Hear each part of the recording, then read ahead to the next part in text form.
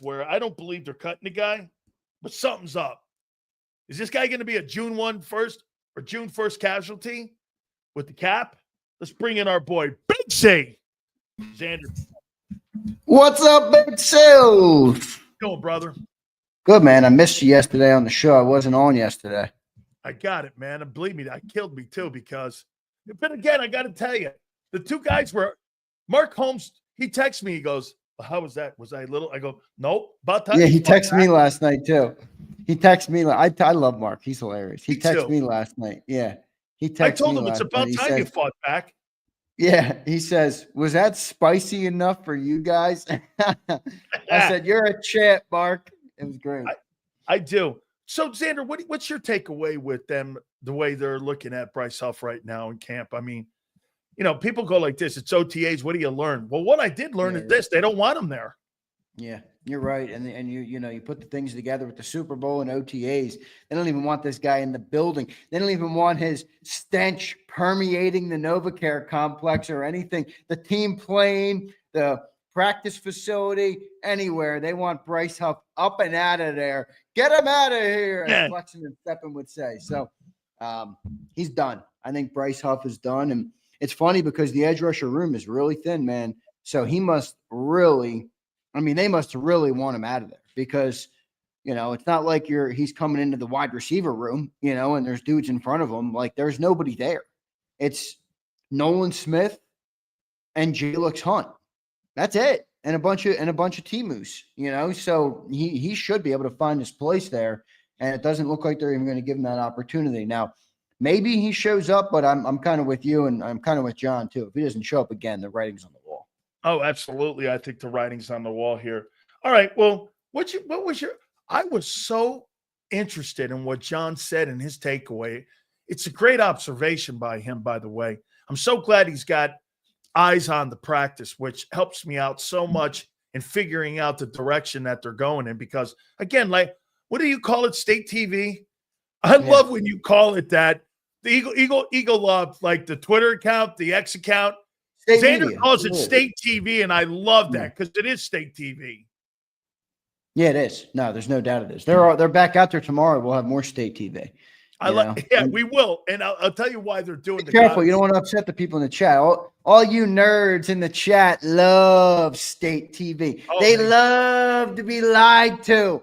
That's what they want, Big Sills. Oh, they do, man. I know they love the lies, especially M. Reyes. He lives for the lies. I'm surprised they haven't hired M. Reyes to facilitate those lies. Absolutely, man. He could just be posting away. Algorithm would be going through the roof with M. Reyes. He'd be Wait, who are we kidding? They're not lying. They're Super Bowl champions. This is the one time state TV works. All right? This is the one time state TV works. I got it, man. Hey, so when John said this, I was like, wow, they really don't like the guys in the room right now. What's your take? We said it yesterday. I don't know if you heard it, but I was like, dude, you're not going to move that guy, Cooper DeJean, outside now when you got a wide open right field for him right now to get out there and play corner. You're never going to do it. And now all of a sudden you're hearing that, and they're kind of playing around potentially Zach Bond, maybe even at the edge, and doing some edge rushing out there. That told me this, Zander. Tell me if you think I'm wrong with this. Are they trying to carve out a spot for Jahad Campbell when he comes back? That you play him inside linebacker and you put him in that, his natural position off ball, and you play the more versatile player, giving him the ability to edge because they don't believe they have the edge outside of Jalix Hunt and also Nolan Smith. And you're talking about playing that guy at corner. It looks to me like they don't really like some of the guys in the room, or am I off? Well, I don't think you're off, but this is what I'm picking up from it, from the way they're doing this, is that are we entering more of an era, Sills, where positionless defenders are going to become more prominent than, like, hear me out, right? You look at the edge rusher room, it's not so great. But if you look at your front seven guys, you got Bond, you got Dean, you got Campbell, you got Ajomo, you got Carter, you got Davis, you got Nolan Smith, Jalix Hunt. You might look at them and just say, all right, I'll put a Jomo outside every once in a while if I need to. I can, have Jordan play the 3 technique if we have the right amount of edge rushers on the field or the right amount of pass rushers on the field. I think they're going more toward that positionless defense, and it kind of is highlighted, Sills, by the signings that they've made recently, right? Look at Zach Bond. We never thought they would sign a linebacker for this type of money, let alone a guy that was almost the first team all. Right, and they draft more of them. Zach Bond kind of fits that mold of a guy that has versatility, that can be moved all over the place. I think that Vic Fangio is moving more toward this, and that's why you're going to see Philly maybe make some moves on defense that you look and you're like, maybe that's what's happening with the edge rusher room, Sills. Maybe they're looking and they're like, we'll get some other guys out there. We'll get a Jomo on the outside. We'll get maybe even Ty Robinson to play outside. I don't know. I think they might be looking for more of that positionless player, and I don't hate it. Jahad Campbell, that's certainly what he is. That's what Nakobe Dean is. That's what Cooper DeJean is. You have very few. You're having less and less guys that are coming in as, I'm a cornerback, or I'm a defensive tackle, or I'm a defensive end, or I'm a linebacker. They can do more things, and I think I look at that as a good thing because, what do you always say? What does John always said? There's, we don't all agree on everything, but there is one thing we do all agree on. You need great players in the NFL. Okay. A coach can only do so much, and they're getting great players.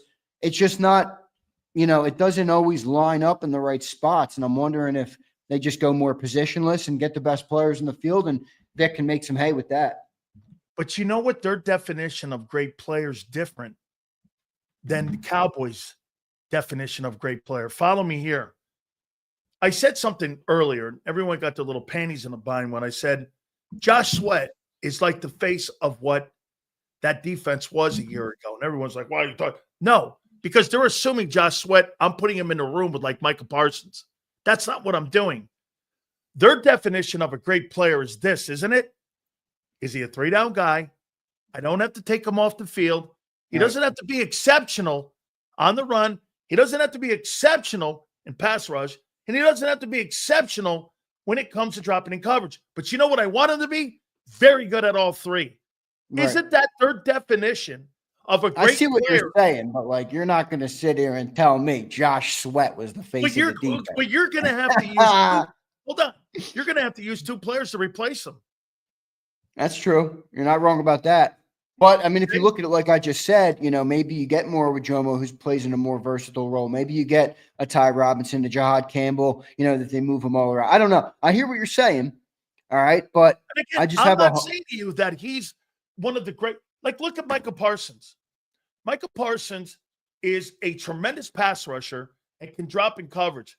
But, Zander, what's the one thing he fucking can't do? He can't play the run. Well, what's the identity of the problem with the Cowboys? They can't play the run. You think it's any coincidence that their star player embodies the one thing he can't do that they can't do as a unit? That's a good point. That's a good point. I mean, it's a good point. He drops great. He rushes great. They get killed for the last 4 years against the run. Why? Because the star on that team can't do the one thing that the Philadelphia Eagles a year ago. I will tell you, in my opinion, Josh Sweat had more impact than Micah Parsons did on his defense. Why? Because he played the run, he could drop in coverage, and he was a guy that was a versatile player that could play all up and down the front. Was he better? Is he considered one of the top 5? No. But for what Vic does, you just said it. Dude, now they're playing around with Cooper going outside, Cooper going back to the nickel. They're playing around with Bond. That's their definition of greatness. They're not looking for it, right? I think you're right. I actually think you're right about this. I understand what you're saying. I think you're right about this. They'd rather have a guy who can do 3 things in the middle than Micah Parsons, who can rush the passer great but leaves liabilities on the field. That's why Huff's home. Because he does one thing. Right. He does one thing. He can't drop. He can't play the run. How many times did you come out and say this to me, Zander, at the beginning of the season? Sills, that guy's a liability. He's a liability on first and second down. Mm-hmm. I mean, okay. So wait, with that being said, though, with what you're saying, does that add pressure to Jordan Davis to take the next step as more of a 3-down player. Even if he's not great, like you just said, doesn't have to be great, but he has to be able to be on the field as a 3-down player, or else the Eagles might opt to go a different direction. I liked what Ed Kratz said about him because I did think he played better the last 5 games of the year. He did. I thought he showed up in pass Ed rush. was a little optimistic. I mean, I'll say that. Ed was a little optimistic on what Jordan can be, but I don't think he was far off. I mean, I'm not saying his optimism couldn't be reached. So I think it could be, but Jordan's an interesting one. He's one of my favorite storylines actually of the year, kind of coming in just to see what they do with him and how they use him. I am more optimistic today after hearing John than I was yesterday about your defense, Zander, and I'll tell you why here too. I mean, name me one player outside of Jordan Davis a year ago that was a one-dimensional player that you had on your football team. Offense or defense? No, defense. Starting because the defense is what we're concerned with now. It's offense. Quinyon. I mean, Quinyon didn't do much outside of what he was asked to do. No, but he didn't have to come off the field. No, he didn't have to come off the field. You're talking one-dimensional, can't play all 3 downs. Okay. But the only guy is Jordan Davis. Only guy. That's it. Everyone else, no situational substitution. You can maybe argue Milton. Maybe. Okay. Milton was much better. Yeah. They would bring in Morrow for Right. pass rush and nickel. Absolutely. Okay. That's probably fair. Okay. But really, most of the guys, you didn't have to have substitutions. That to me is their definition of great players. That's a good point for you. It's just that's a really good point for you. Yeah. Now, see, when people look at Miles, that's a great football player. Okay. Well, the Eagles don't have a ton of those guys, except for this. I'm going to make this point to you here. Who do you think's a better athlete? Travis Hunter or Cooper DeJean? Whew. It would be tough for me to say Cooper DeJean, but why do I feel like it's Cooper DeJean? Me too. Is that the Eagle fan in me, or is he a better athlete? No. Well, I think Cooper DeJean is one of the best athletes on the planet right now. I'm not, and I will tell you, I look at him. So you're telling me this, Zander. You want to pay that guy fucking $35, $40 million in a couple of years?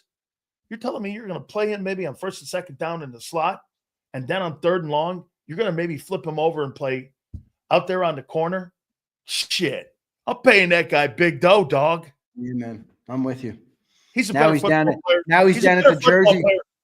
Now he's down at the Jersey Shore, shredding the beach bars with everybody, getting all the honeys wrapped around him at the Deauville. Cooper DeJean runs Philly right now, Big Sills. I'll tell you what my grandma would say, running around with whores. I mean, I like it, man. Yeah. Hey, wait a minute. Let me tell you a story. My aunt's listening, so she'll know this. So I brought this one chick home one time. Holy cow. So I bring this chick home. She had lipstick, everything, big giant cans and this and that. And, so I bring her in the house. We're sitting down having food. My grandmother, she goes into the next room. Do me a favor. Don't ever bring any whores back here to this house. I'm sitting there going like, Grandma, she's listening to you. She goes, I don't care. I'm like, okay, man. I just, I know. My grandfather's laughing. He's looking at, he's down, got his, no comment from me. All right. No I can comment, say, I may or may not have similar experiences. Wait. Can I just address? Look at Prince. This guy finds a way to cry about everything. Look at him. What makes Cooper DeJean better than Travis? Didn't we both hedge it? They're both great athletes, Prince. Shut up, Prince. Come on, Prince. This guy's taking super L's lately, man. Oh, man. Prince, you're like the supernova L. He's been on a legendary losing streak, Prince. Man, has he been bad lately. Between him and Twiz and M. Reyes, these guys should start their own show. Yeah, but Twiz is a little bit. Twiz has more variability. Twiz will hit you with a good comment and a trash comment. Prince has just been down low for months. I think he needs to go back to lockup there after the January 6th shit. I don't know what's going on. Yeah, maybe the food in there was better or something. I'm not sure. Yeah, I mean, hey, maybe those grilled cheeses and that Kool-Aid was better there.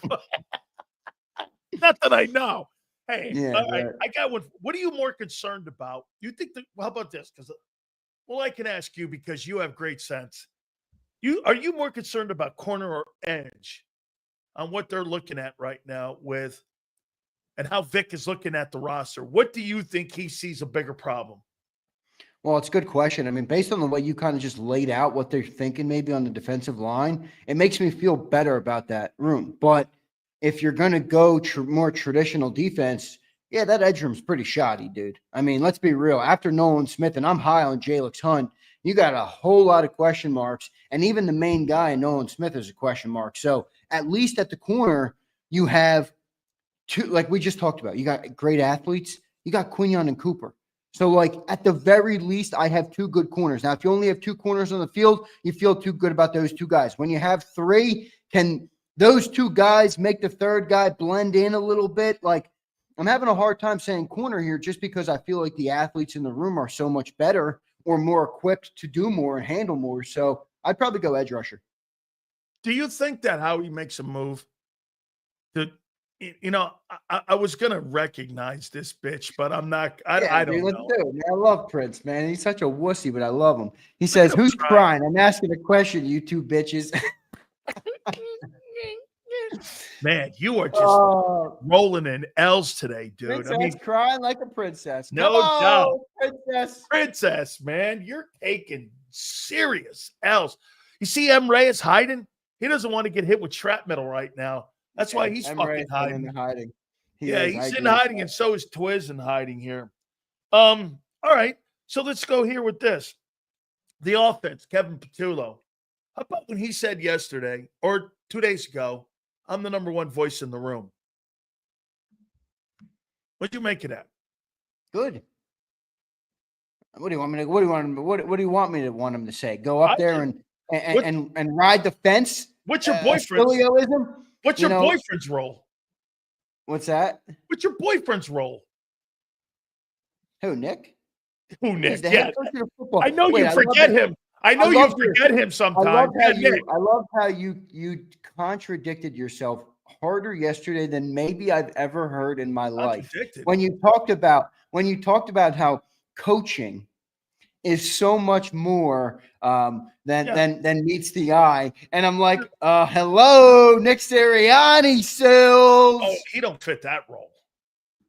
Here's my definition of Nick Sirianni. Yes, a boss. Yes. What? Okay. What do you want me to do? What do you want me to fire? What do you want me to demote? Hey, you want me to glaze over Dallas? No problem. I'm there, boss. Yes, sir. You know why State TV is going to have – dude, you know what they're rolling out right now with State TV? This new campaign of how we love Dallas Goedert. It's so fucking phony. They are rolling. You're right about that. They have totally rolled that out. And as predicted, all of you nerds in the chat are eating it up. You're eating it up. All of you. 90% of you. It's like State TV's they're rolling out all this campaign. We love Dallas. We love Dallas. You see Dallas? What an important guy. Kevin Patullo, oh my God, having him back. You're going like this. You told the guy to take a fucking $4 million pay cut. You gave him a 1 year, and you said, you have 1 year and you're out of here. And you know what Zander was saying because of the State TV? Well, maybe, if he has a great year and it's the number one thing. Fuck that. He's out. You said the same thing earlier this offseason. Wait a minute here. Well, the only way he was coming back is if he took a pay cut. That's true. The only guy that took a pay get more than 500 yards, guy. You want to make $14 million? Go out there and dominate. Who had the most catches in the playoffs? All right. Good. But here for a season. Wait a second. So by that logic, Nolan Smith should be the highest paid edge rusher in the league. Every single person on the Philadelphia Eagles, including Howie, the head coach, the running back, linebacker, fucking guys who left, all got raises. Dallas, sit down. Now we're rolling this out. We love you, Dallas. Your banners. I'm surprised there's not a fucking parade down Broad Street, the Dallas Goedert parade. And all these guys like M. Reyes and Twiz and all these fuckers are in here going like this. Yeah. You're like, holy shit. You'll buy anything, man. I mean, you'll buy anything. Dallas Goedert's going to have a big year. Yeah, because he's on a 1-year deal. He wants everyone, and he's auditioning. No, I'm sensing it. I'm sensing the Goedert year coming. if he has a big year, Zander, I would offer him a contract to come back if I were them. This is what's going to happen this year, in my opinion, offensively.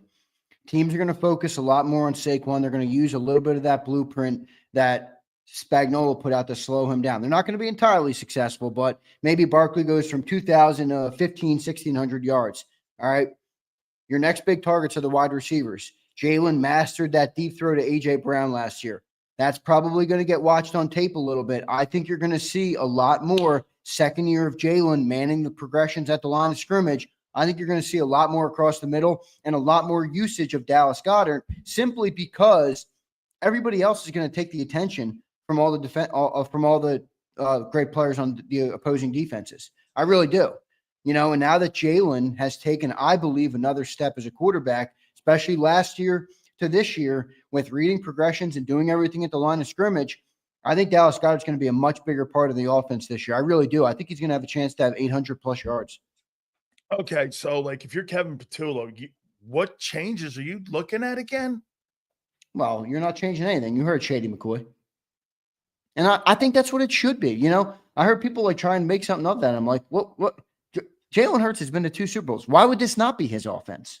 It is his offense. That's a good thing. That's not well, did you hear what Shady said? Doesn't sound like you did. Okay, tell me.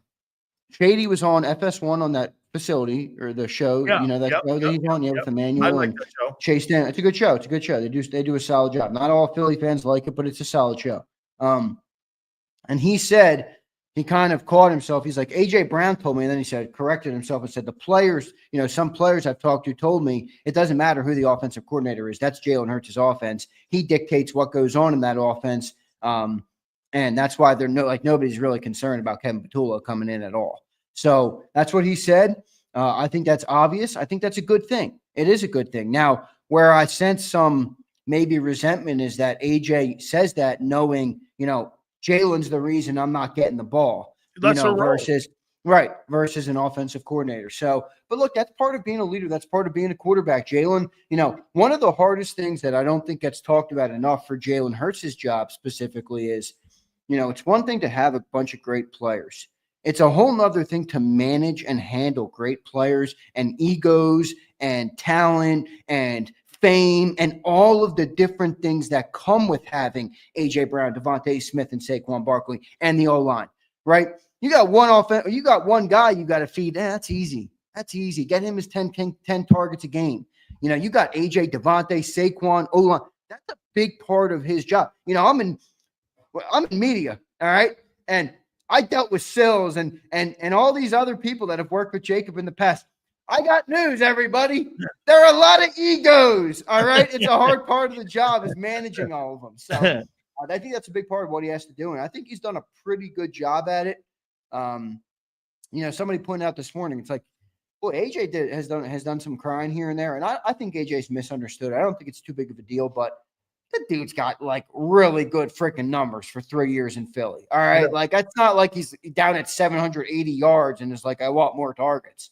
Guy's got 1,500 yards, 2 of his 3 years here. I mean, come on. That's pretty good. Bro, 4 years ago, I thought he was the 25th best receiver in the league. Yeah. Now he's the second or first best receiver in the fucking league. I thought John was way off on that. That's what that 3 years in Philly has done for him. So when you're talking about that, there's no doubt the narrative has completely changed on that. You said something, Benner, and believe it or not, that's a shockingly great take by you.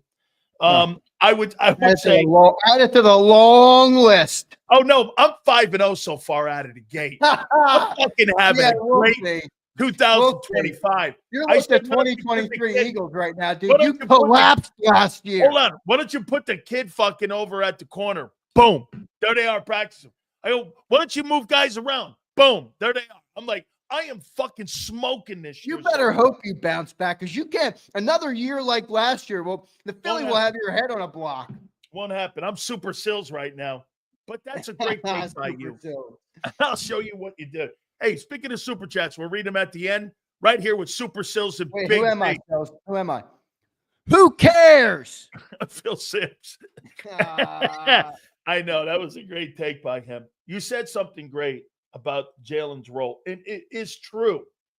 I made a comparison to him. I'd say about a year ago, and I compared him to Steph Curry and Dwayne Wade. And hear me out here. Well, when Kevin Durant went to Golden State and when LeBron and all those great players went down to Miami to all play together, Ray Allen, all those guys, the one guys in the room that kept doing this, hey, this is your team, KD, Draymond Green, all those guys, they had to do so much to manage egos. And Dwayne Wade did the same thing. LeBron, this is your team. You guys, this is all about you. When everyone knew the leaders of those teams were Dwayne Wade and Steph Curry, everyone knew that. But to manage egos, you're right with this. He does a great job. This is one thing that Donovan McNabb couldn't do. Wait, you don't think LeBron stole that team from Dwayne Wade? No, because you know why? In the end, Dwayne Wade got two championships out of it. Yeah, and he's got three. Show up. Yeah, well, what did LeBron do prior to going to Miami? Nothing. Yeah, well, he did lead Vucevic and company to a NBA Finals. I mean, that was one of the worst Finals teams I've ever seen in my life. Jefferson and them dudes. Yeah, I mean, come on, man, that was bad. That was bad. But it's funny. I don't know if you heard. No, you probably didn't because I know you were on the air down in Tampa. But in the 10 o'clock hour today, after Birds 365, we were kind of talking about this basketball thing, and I'm like, because I'm watching the final or the playoffs right now. And, everybody's like, oh, Shai Gilgeous-Alexander and Tyrese Halliburton and Anthony Edwards. And, it's all good and everything. But I'm like, man, these stars in the NBA today, they're not that captivating. They're not like – so I brought up I said back in my day and everybody had an aneurysm. Like, yeah, I'm younger than you. I don't really give a shit. But I watched the NBA in 2012, dude, 13, 14, Kevin Durant versus Steph Curry in the West, LeBron James, Kobe Bryant, James all Harden. these different – yeah, all these. James Harden was unbelievable early in his career like that. I mean, I don't feel that gravitas at all from the NBA right now. Like, I'm watching this dude, Shea, and he won the NBA MVP. And I'm not saying he's not a good player. SGA's not moving the needle for me either. Player, but he's just boring to me. Like, I don't see it. And again, he's doing, he's doing good things, but the NBA is just not drawing me in right now. Tyrese Halliburton? No. I mean, okay. Yeah, right. I mean, no. That's why I say about storylines. Like, bro, when you you're so right about that. When you look at a guy like Shohei Ohtani, and you're watching this, and you watch the shitty job that Major League Baseball does at promoting that guy. I mean, that's Babe Ruth, but he's doing it at the same time. Babe Ruth never did it. And you put him in a lineup, you'd be like, who the fuck is that? Same thing, everything. There's an identity crisis in the NBA, and there's an identity crisis in the NBA. There is no doubt about it. Baseball and the NBA are struggling with identity. Think about the NFL, for instance. Guys wear helmets, and you could pick Jalen Hurts, Baker Mayfield. Name me any guy who's not one of the top guys. You would know who Caleb Williams is. Sitting in a mall, you would know who these guys are. Well, you know who missed the opportunity this year in the playoffs, in the NBA playoffs, right? Who? Anthony Edwards. Yeah, you just laid out perfectly the storylines that are needed. You have the guys I laid out, Shea, Tyrese, some of these guys that are a little bit more of a modern day superstar, a little bit more different, reserved. They're not as, you had Anthony Edwards, who could have been that old school in your face, just like he was in the Lakers series earlier in the playoffs. And he totally went to sleep at the wheel in these last couple series. Hasn't done anything. He did shit in the series versus the Thunder. He kind of sulked, didn't take shots, didn't take ownership of the game. If I were him, I would have been in Shai Gilgeous-Alexander's face all series long. That would have created a great storyline, but they don't do that. How about he went to sleep at the wheel. I was upset with him. How about this? If you had to buy a ticket in Philly, and it was a ticket to see Jalen Hurts play, a ticket to see Joel Embiid play, or a ticket to see Bryce Harper play, who do you think resonates the most in Philadelphia? Hurts, Harper, or who? Joel? Yeah. They're the three biggest stars. It's Hurts, and it's not close. I'm sorry. The other two have MVP awards. Yeah, well, it's not close. I'm taking Jalen Hurts all day. I really am. I mean that fully. If you give me that offer right now, I'll take the Jalen Hurts ticket 20 times out of 20, 100 times out of 100. Joel Embiid doesn't excite me at all. All right, I'm so done with NBA MVP. I didn't. Yeah, I Okay, mean, what does that mean? you're not wrong. But he's also altered my thoughts on sports as a whole, where it's like, you love to talk about Josh Allen and these guys and how great they are, and I appreciate it. They are awesome players. They're fun to watch. They're great for the game. They're great football players. But if you give me the option of like those type of accolades or what Jalen's done year in and year out, which has led to great team success, I'm choosing this every single time. I don't care about 2903 as much as we joke about it and talk about it. I don't care about any of those things. I want the team to win. I watched Joel Embiid win the MVP. Sixers haven't made it out of the second round. I became less of a fan of the Sixers through one of the best players they've ever had in their franchise's history because of the failure to show up in the big moments. Okay. Jalen is the opposite of that. So now, Bryce deserves a little love because he does show up in the big moments. But, at one point here, this Phillies team with this $300 million payroll is going to have to get the job done, or else they're floating in Sixers territory too. I'm going to steal something from Anthony here. I'd rather go pay to see Allen Iverson play than Jalen Hurts. I see that super chat about Allen Iverson. It's a good point by Anthony Wilson. I mean, here, Iverson was unbelievable. He was early for me, but I remember when I was younger, growing up, and I started watching ball, and my dad would put me on to Allen Iverson, dude. Like, Allen Iverson was unbelievable. Unbelievable. I'm going to and you tell me if you agree or disagree with this on how you see sports now, because Philly 500 brought this up yesterday when we were going back and forth. Yeah, and remind me, I'm going to let you get it out because I have a great point as well. And Iverson, similar to how I just talked about Embiid versus Hurts, but go ahead. Okay, so Jalen Hurts, by how you have a metric and how you put a Hall of Famer in, he's not going to the Hall of Fame. However, his resume, if it continues to grow, his resume will. Mm-hmm. So that's, some people look at the player like Allen. It's one of the, or a guy like Lamar. He's truly one of the greatest players to ever play the sport. Does he have the accolades that Jalen has? Now, accolades in a team sport, it's tough because he had no part of being the number one defensive football team. Right. He had no part at building the team. Okay? He's surrounded by it. And that sounds like I'm penalizing him for it. I'm not. I'm putting context to it. Okay? That's context. It's not a rip to him. He landed in the right spot. I said this to you before. If Joe Burrow lands in New England with Bill Belichick back in the day, he might have 5 Super Bowls too. But because he's in Cincinnati, I don't give a fuck what they do there. He's never winning a Super Bowl. He sniffed it. That'll probably be the best and as far as they ever go again with him being there in Cincinnati, because they can't sign guys like Trey Hendrickson because they need – see, look, here's the difference with Howie and with Duke Tobin. Howie's signing in a way trying to get Trey Hendrickson signed. Duke Tobin and Mike Brown are moving off him. Well, shit, you're not winning that way, man. You're just not winning. So when you look at Jalen Hurts, his body of work, number-wise, that's how you make it to the Hall of Fame. He's not Hall of Fame caliber. However, his resume, just like Aikman's. Yeah, I think you're, Sills, I'm not saying I disagree fully here, but I'm not making that proclamation after 4 years of somebody's career. I'm sorry, I'm just not. I think Jalen Hurts has accomplished, and to your point about the resume, you're 100% spot on, but you're talking about a player who just had his first year of handling the line of scrimmage. Now, you can use that as a knock on him or not, but he is still ascending as a player. I'm not going to sit here and say he's not a Hall of Fame talent. I think Jalen does everything really well. I really do. I think and one of my favorite takes that you've ever had on JAKIB is Jalen's a smart football player. He sees the game the right way, right? And I'm not ready to go as far as you just went, but I hear I understand where you're going. I understand what you're saying with it.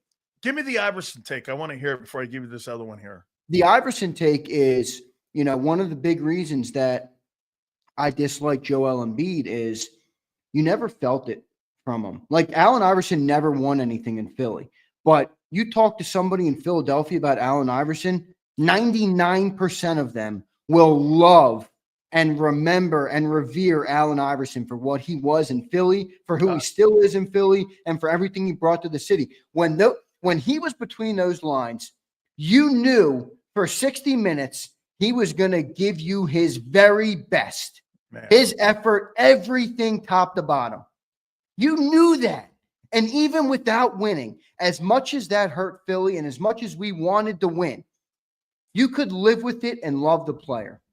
Then you have Joel Embiid, a guy who's been more gifted than maybe any athlete we've had in this city in the last 50 years, and who squandered it time and time again, who slow walked up the court over and over again, who was a shrinking violet in certain playoff games, who hangs his head and sulks, who you don't know if he's fully committed to the city, to the team, to winning. It's a big difference. Both of those guys have never won. Both of those guys are supremely talented athletes. Both of those guys will be remembered very different from each other in the history books and certainly in the minds of Philadelphians. I'll tell you what, if Allen Iverson were in Los Angeles, he'd have won all them NBA championships, and you'd be talking about him like Kobe. Yeah. Okay, that's how great he is. I'm going to make something to you, and then we'll get to the supers. I'm gonna say this about Jalen Hurts. I just realized, and you've kind of talked me into it. That passing offense has not evolved since 22. It's just not. Now, let me finish it up here, though. Jalen Hurts possibly has more trust in his coaching staff and in his ability to go with the approach that the organization, and he's bought in more than any quarterback in the National Football League has ever bought in outside of Patrick Mahomes. And you're starting to see buy-in in Buffalo by Josh Allen not throwing the ball as much. What did he do? He threw the ball less. He won the MVP award, okay? You know what Hurts does that's great? He trusts his guys to go, hey, throw the ball 19 times, 20 times. If it wins you 15 games in a row in a Super Bowl, the fuck do you care if you're throwing for 5,000 yards or 2,900 yards? What do you care? I mean, but you got to buy into that, Zander. It's like, you know what I don't think A.J. Brown buys into?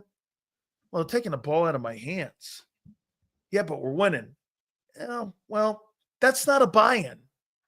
You know what he is? A.J. Brown is like 90% bought in. I think you're. I'm not saying the only reason he's bought in that 90% is because they're winning. That 10%, though, no, I think you're right. And I don't think that, but the difference between me and you on this take is, and maybe you agree with me. I'm not sure. You haven't said it. I don't want to speak for you, but I don't think it's a bad thing. Like A.J. Brown like I just said, gets in between those lines and is like, I don't give a shit who's across from me. I'm going to be open. I'm going to beat my man. He's going to want the ball. And if he didn't have that, would he be good? Would he be great? Would he work as hard as he does? Would he be in the shape that he's in? You know what I mean? And I think that is a natural human element that's part of what makes him good. If you're A.J. Brown, you want the ball. You can get 15 targets a game and you'll want 20. You could get 20, you'll want 25. Nature right? I don't think that's a bad thing, but I hear what you're saying. I mean, it is a little bit of a different, it's definitely a little bit of a different dynamic. Play a game with me. One last question here. Yep. If you hadn't won the Super Bowl, how would this offseason be for him? For who? A.J. Brown. If we didn't win? Yeah. I do agree that the conversation around this team would be a lot different. I think they'd be trying to evolve the passing game. I think there would have been more pressure on Would he Hurts be front and center leading the charge? I don't know if he would have done it front and center, but I definitely think he would have done something. You know, the thing I actually like this about AJ, but is that you could tell he always like has to say what's on his mind, even if he knows he shouldn't. He has to say something, like whether it's a one-word answer to the media, a social media post, something. He gets what he wants out across, and I think he would have done something, but I don't think it would have been a bad thing. I mean, look, this team, you know, you don't want to be bottom five in anything. Last year was a perfect storm, and the team won the way that they did. It's not unfair for him to say, we might not win if we do the same thing again. Let's get better at what we weren't great at last year or what we didn't, excel at. We got great players. We got the personnel. We got the line. We got everything we need to do it. I do think the conversation would have been a little bit different. I do. I don't think it would have been like he wants out or anything, but I think he would have made a hard push to get, let's elevate this passing offense. Let's make this high-powered passing. I mean, you've talked about it. This team has a potential to be, like the greatest show on turf good. Absolutely. They do, They and do. I don't think it's a bad thing to strive for that. I'm the kind of dude that they could put up 55 in the NFC title game, get to the locker room and still say, hey man, we could have done this one play better. It's Nick Saban, same thought process. Remember, you're beating the team 55-3. There's 4 seconds left in the game. Breaks the headset. It's that mentality. That's the mentality of great players, of great people, of great humans. I brought this up. I said, how many people think that the offense in the last 2 years have lived up to the expectations of the talent that you have? Everybody goes, they've lived up to it. And I was like, and I thought Phil said it perfectly. You were 30th in passing and still kicked the shit out of people. How do you not see there's more room for growth and for getting better? If that's the best you think you have with that group, that's underachieving. And they'll go, we won a Super Bowl. That's a team that should win 3. Yeah, I don't necessarily see it as they didn't reach their potential. But if you micro in on the offense, I could understand, like we just talked about, AJ wants to be better at the things they're not good at. I'm sure, here's the one thing that I do get a kick out of. You say a lot of things on this show, and people get really pissed off at you. And then I think, some of the takes, I agree with the people, all right? I'm big sales as a knucklehead. And then there's other takes, though, where I'm like, I bet you if you asked Jalen Hurts that question, he would feel the same. He Absolutely. Would want to get better. He would want to improve. Jalen Hurts is a strive for greatness type of guy. Strive for greatness people don't settle. It doesn't matter what. He could have 5,000 passing yards and the 2,000 rusher. He would still find things he wants to be Brady better ever settled? No. And I don't think Jalen will ever settle. I think that is the single greatest attribute of Jalen Hurts. And you look at what he's done in 4 years. You look at how he's getting better from a talent perspective and what he's doing to manage the game as a quarterback.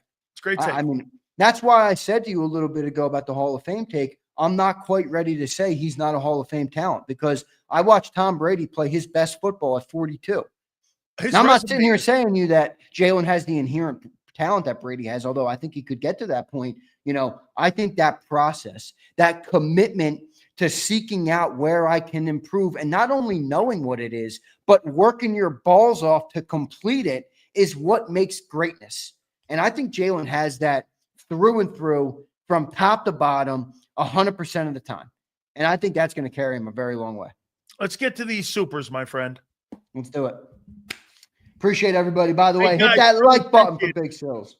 Absolutely, guys. I really appreciate you guys bringing this in. Please hit that like button. Good segment today, Sills. It's good. We were off yesterday. I missed Big Sills yesterday. Me Big too, Easy man. says, I hate this segment. Big Easy 215. What's up, brother? He says, Sills, 30th passing. Why don't you ever mention time of possession? 33 minutes a game, first in the NFL. Pure domination benefits your defense and keeping them fresh. Okay, you were great. No one's debating you weren't a great running attack. You weren't 30th in time of possession because of your passing game. You were 30th in possession because of your running game. So, yeah, thank you very much for I don't think that's solidifying my take. I don't get why people get so mad at you when you say that's not an opinion. That's a fact. They were the 31st ranked passing. It's not a big deal. It's okay to look at that and say, Super Bowl. Exactly. We still won. We don't need to justify it. But Sills is allowed to say, hey, they can get better in that area. Like I just said, I bet you if you had Jalen Hurts in a room and said, can you get better here? He'd say, hell yeah. Same with AJ. Absolutely. Same with the offensive line. Same with everybody. Do you not think the Eagles want to get better in that too? Absolutely. 100%. Anthony, what's up, brother? He says, I didn't. Passing needs to be at least 10th. 10th? I'll tell you what, Anthony. I don't want to put a number on it. I really don't. But, Anthony, if you got around 10 to 15 and you're in there, you're going to win every ball game. Yeah, but what's that mean for the running game? What's that mean for the defense? There's too many factors for me to just say, I want the team to be 10th. No. What if the running game is so good that they don't need it again?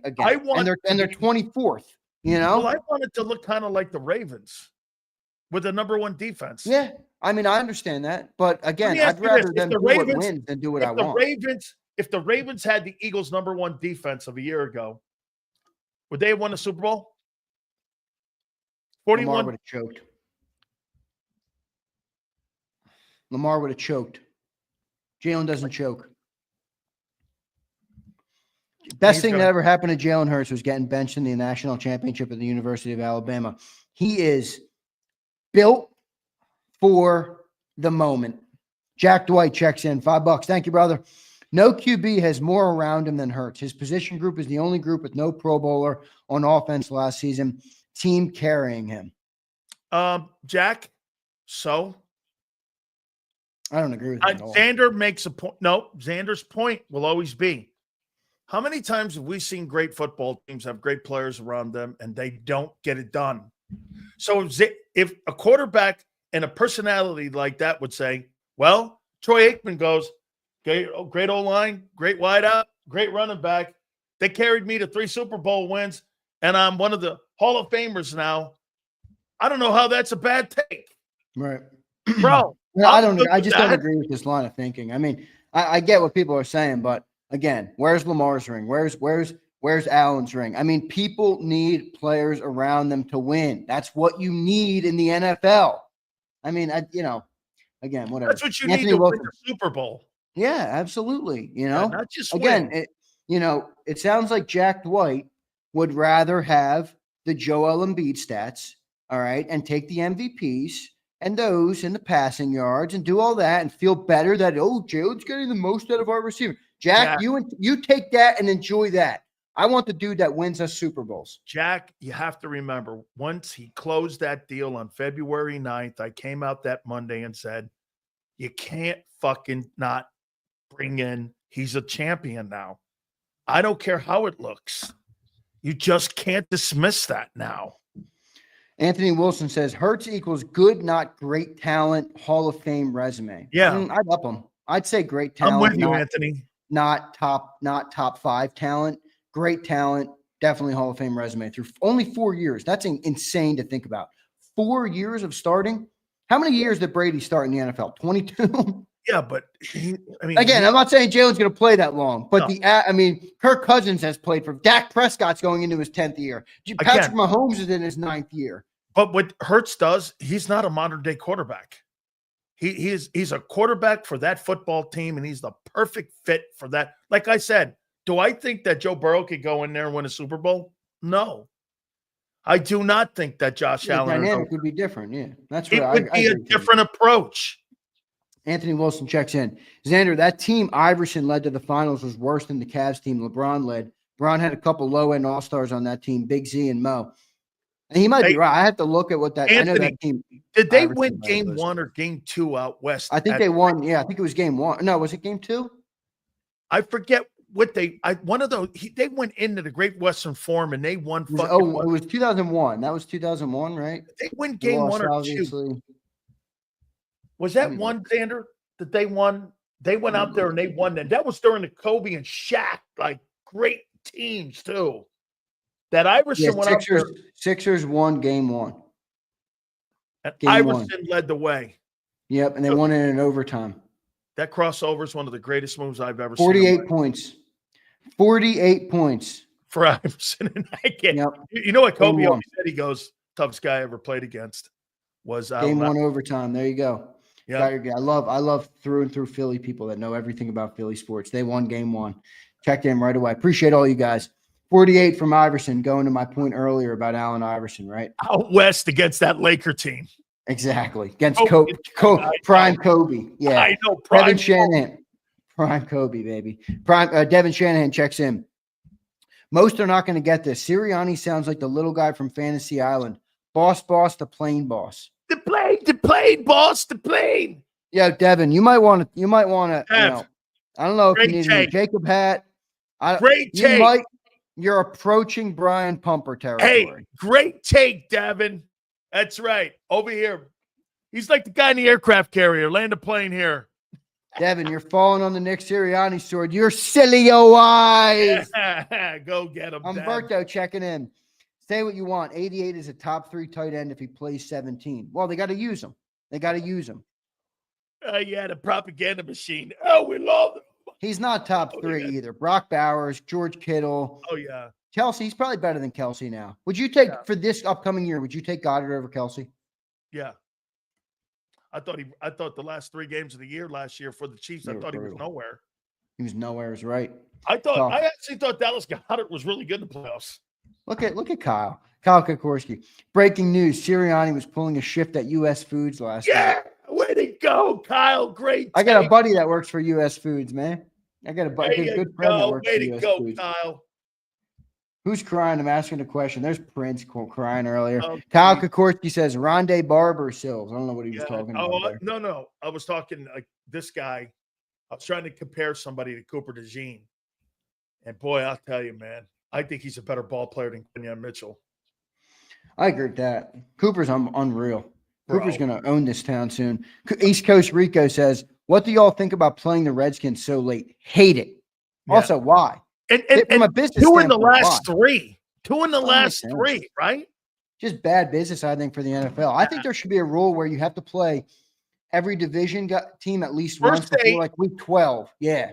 No. What I think is you have to play your division in the first 8, and then you have to play the second game post 8. Right. Not, I mean, 2 times you play Washington in the last 3 weeks. I don't get that. That doesn't make sense. Right. I agree. One more. Ben Dover says, ever been a team with the number 1 in D, pass and run? I don't know. That's a question for an NFL historian. I don't know that answer. I don't know that either, if that's ever happened. I'm going to have to ask my boy Jason Cole that. Has there ever been a number 1 ranked offense and a number 1 ranked defense in NFL history? Not the Ravens. I'd have to think maybe one of those Patriot teams. Maybe like not the 17 team, right? Or not the you think that Colts team with Peyton Manning? I don't know. I wouldn't know. I mean, all right, Phil. Good show, brother. I got to run. All right, brother. I appreciate you. We'll see you tomorrow, man. Thank you, man. Great segment today, Sills. You got it, brother. I appreciate it. I don't know if that's ever happened. There's ever been a number 1 offensive football team offensively and a